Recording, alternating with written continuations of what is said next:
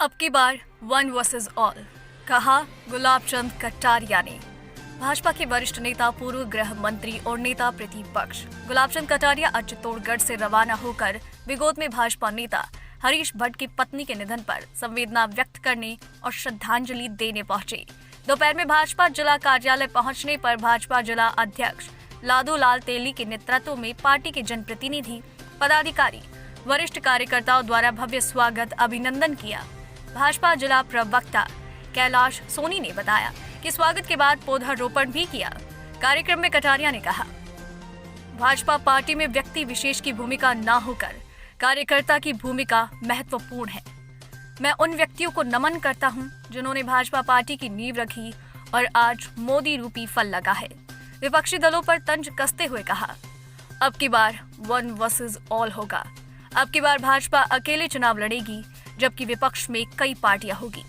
इस अवसर पर जिला अध्यक्ष लादूलाल तेली ने संगठन की विभिन्न संगठनात्मक गतिविधियों के बारे में जानकारी दी।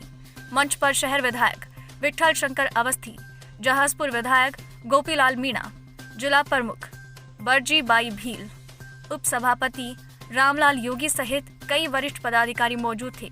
कार्यक्रम का संचालन ओबीसी मोर्चा जिला अध्यक्ष राजेश सैन ने किया। इस अवसर पर भाजपा जनप्रतिनिधि, पदाधिकारी और कई कार्यकर्ता मौजूद थे। भीलवाड़ा से नव भारत समाचार संवाददाता लोकेश तिवारी की रिपोर्ट। कभी आपने देखा होगा, विवेकानंद नरेंद्र ने कहा था 39 साल में भगवान के प्यारे हो गए। कभी सोच नहीं सकता था, पर एक सन्यासी के मुंह से निकला हुआ शब्द 21वीं सदी, भारत की सदी। उन्हें पता नहीं कब होगा, कैसे होगा, पर दूसरा नरेंद्र आया तो 21वीं सदी भारत की सदी बना।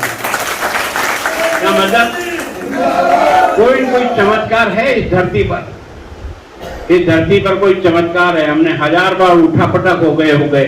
कई बार हमने हार जीत संघर्ष के बीच में चलते रहे, मरते रहे, लेकिन हमने इस देश के उन मूल्यों को कभी समाप्त नहीं हुआ। हमारे पूर्वजों ने हमें सिखाया, आरे से कट गए तो मत स्वीकार, जलती हुई कढ़ाई में तेल में चल दिया तो बर्दाश्त, 2 बच्चों को चुनाव दीवार में चुन दिया तो बर्दाश्त, और अपनी तलवार से बराबर डंका बजाते हुए इस महान देश की महान परंपरा को निकाल करके सुरक्षित आपके हाथों में आजादी के रूप में दिया है। अब संभाल रखना और उसको ठीक चलाना, यह आपका मेरा दायित्व है। विलंब हुआ, भाषण हमारे जीवन का आधार नहीं बना, कभी भी। हमने जो भाषण नहीं जानता है उसको भी बड़े मन से पूजा है। केवल उसके जीवन की साधना और तपस्या के आधार पर हमारा संगठन चला है। हमने इस बात को समझने का प्रयास किया दोस्तों, और इसलिए आपसे मेरी विनम्र प्रार्थना है कि हमेशा अपने आंख के सामने इस बात का सपना रखना कि हम उस महान उद्देश्य की पूर्ति के लिए इस संगठन के घटक बन करके ईश्वर ने हमको मौका दिया है। हम जितना तन्मय होकर काम कर, मैं आपसे एक निवेदन करना चाहता हूं कि हमने इस पार्टी में जिन लोगों ने भी काम शुरू किया, आज सबसे पहले तो उनके चरणों में बहुत बहुत वंदन की उनके द्वारा लगाए हुए पौधे के ऊपर आज मोदी रूप में फल लगा है। शायद वो काम करने वाले कभी सपने में भी नहीं सोचा होगा कि ऐसा भी कोई युग आएगा जब हमारी मेहनत का ऐसा फल ईश्वर देगा। लेकिन जब कोई भी काम सच्चे मन से करते हैं, पूरी ईमानदारी से करते हैं, समर्पण भाव से करते हैं, हर संघर्ष में देश तुम्हारे केंद्र बिंदु में रहता है और उसकी सेवा का संकल्प लेके जब काम करते हैं, तो कोई न कोई अदृश्य शक्ति इस दुनिया में है जो आपकी और मेरी मदद करती है। और ये जो स्वरूप आज बना है, मैंने भी 2012 तक भी नहीं सोचा कि ऐसा भी कोई दिन आएगा कि धारा 370 हट जाएगी।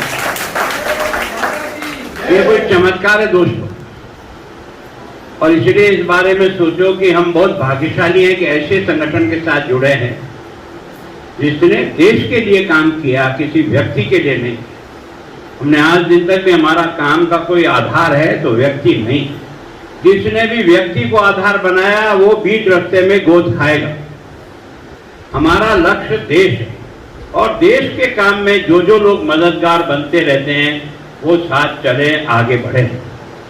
और इसलिए अभी रास्ता थोड़ा कठिन आया है, क्योंकि अब की बार 1 वर्सेज ऑल होगा।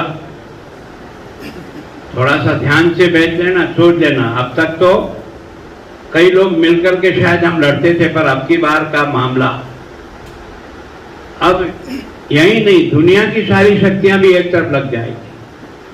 बहुत चुनौतीपूर्ण समय है।